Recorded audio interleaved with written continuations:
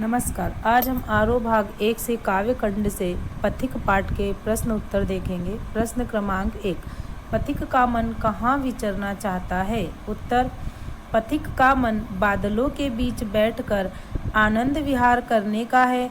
कवि का मन नीचे मनोरम समुद्र और ऊपर नीले आकाश के बीच रंग बिरंगे बादलों पर बैठकर प्रकृति का आनंद उठाना चाहता है। प्रश्न क्रमांक 2, सूर्योदय वर्णन के लिए किस तरह के बिंबों का प्रयोग हुआ है? उत्तर, सूर्योदय वर्णन के लिए निम्नलिखित दृश्य बिंबों का प्रयोग किया गया है। 1, लक्ष्मी के स्वर्णिम मंदिर का चमकता हुआ कंगूरा।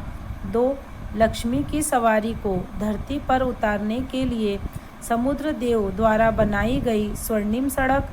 3, सूर्य के सम्मुख थिरकती हुई वारिदमाला।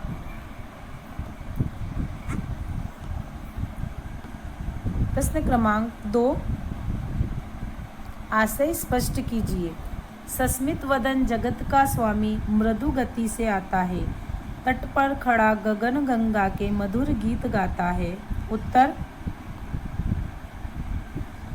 इन पंक्तियों में सूर्य को जगत का स्वामी बताया गया है, जो धीमी गति से आता है और आकाश गंगा के किनारे खड़ा हो जाता है। सस्मित वदन का अर्थ है चेहरे पर मुस्कान लिए हुए। सूर्य आकाश गंगा की सुंदरता को देखकर मधुर गीत गाता हुआ प्रतीत होता है। कवि कहना चाहते हैं कि प्रकृति की सुंदरता जगत के स्वामी सूर्य को भी सम्मोहित करती है। ख, कैसी मधुर मनोहर उज्ज्वल है यह प्रेम कहानी, जी में है अक्षर बन इसके, बनूं विश्व की बानी।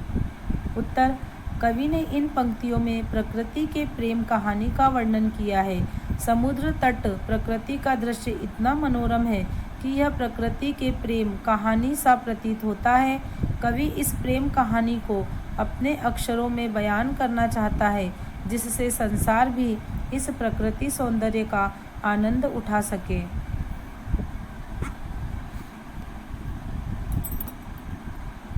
कविता के आसपास। प्रश्न क्रमांक 1, समुद्र को देखकर आपके मन में क्या भाव उठते हैं? लगभग 200 शब्दों में लिखें। समुद्र को देखकर यही लगता है कि यह खुले आकाश की तरह विशाल और गहरा है। इसकी विशालता देखकर इसमें गोते लगाने का मन करता है। समुद्र का जल खारा होता है और इसे पीने के लिए उपयोग में नहीं लाया जा सकता।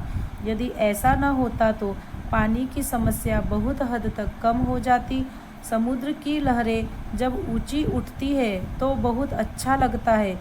इसकी गर्जन का शोर मन में डर पैदा करता है। समुद्र के किनारे का सूर्योदय और सूर्यास्त का समय बहुत ही मनोरम होता है। मेरा मन करता है कि समय को यहीं रोक लूं, ताकि इसकी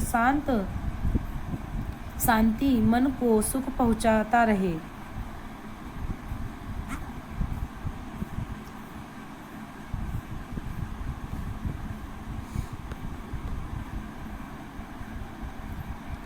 प्रश्न क्रमांक 3, वर्तमान समय में हम प्रकृति से दूर होते जा रहे हैं, इस पर चर्चा करें।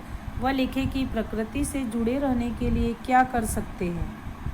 उत्तर, यह सच है कि वर्तमान समय में हम प्रकृति से दूर होते जा रहे हैं। शहरीकरण और लोगों की बढ़ती व्यस्तता उन्हें प्रकृति से विमुख कर रही है। पेड़ पौधों के निरंतर काटने से प्रकृति की हरियाली कम होती जा रही है। महानगरों में रहने वाले लोग अपने ही तक सिमट कर रह गए हैं। उनके पास प्रकृति का आनंद उठाने का समय ही नहीं है। प्रकृति से जुड़े रहने के लिए वृक्षारोपण बहुत ही महत्वपूर्ण है। घनी आबादी वाले स्थानों पर पार्क या बगीचों का निर्माण करना चाहिए, जिससे कि बच्चे खुली हवा में श्वास लेकर खेल सके। घर के किनारे हरित पट्टी का निर्माण करना चाहिए तथा छोटे छोटे पेड़ पौधों को समय समय पर लगाते रहना चाहिए। प्रश्न क्रमांक 4, सागर संबंधी 10 कविता का संकलन करें और पोस्टर बनाएं। यह विद्यार्थी को स्वयं करना है।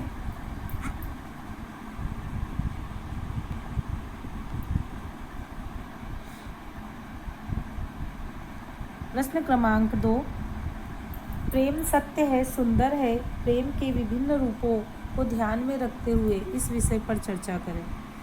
उत्तर, प्रेम सत्य है, सुंदर है, चाहे वह किसी भी रूप में किया गया हो। प्रेम वास्तविक और सच्चा होना चाहिए। इसके विभिन्न रूप हैं। माँ का प्रेम ममता और वात्सल्य से भरा होता है, जो निस्वार्थ की भावना से परिपूर्ण होता है। देश प्रेम में त्याग और साहस की भावना होती है। प्रेयसी प्रेम, प्रकृति प्रेम, ये सभी मन को सुकून पहुँचाते हैं और त्याग की भावना लिए होते हैं। वर्तमान समय में हम प्रकृति से दूर होते जा रहे हैं, इस पर चर्चा करें व लिखें कि प्रकृति से जुड़े रहने के लिए क्या कर सकते हैं। उत्तर, यह सच है कि वर्तमान समय में हम प्रकृति से दूर होते जा रहे हैं। शहरीकरण और लोगों की बढ़ती व्यस्तता उन्हें प्रकृति से विमुख कर रही है। पेड़ पौधों के निरंतर काटने से प्रकृति की हरियाली कम होती जा रही है। महानगरों में रहने वाले लोग अपने ही तक सिमट कर रह गए हैं। उनके पास प्रकृति का आनंद उठाने का समय नहीं है।